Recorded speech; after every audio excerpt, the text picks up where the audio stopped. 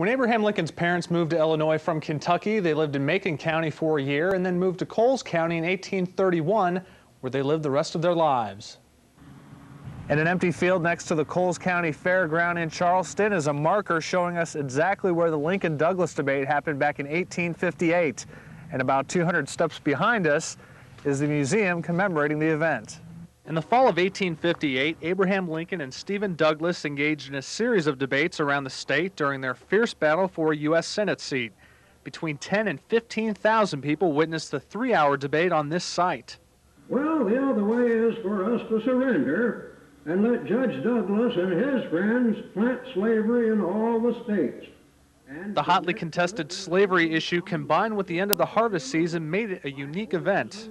There was cannon booming everywhere, bands, banners, there were parades, so there was a big time to rejoice and celebrate.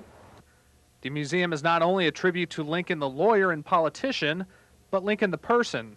We can also see him as Lincoln the friend, because he had many friends here and would come back, and he was a very fun guy to be around from what we've read. He was also Lincoln the family man, because he was very close to both his father and his stepmother. Thomas and Mary Bush Lincoln lived 8 miles from the debate site on this farm. The site is now a museum with a replica of the Lincoln home and a working farm.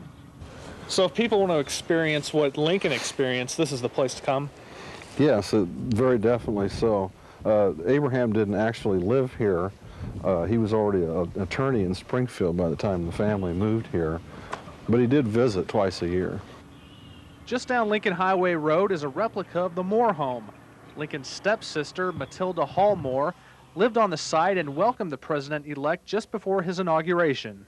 He stopped up in Charleston, got off the railroad up there, and took a buggy down here to this home where he met his stepmother, Mary, and they had a meal here and a little gathering of family and friends before he went off to Washington.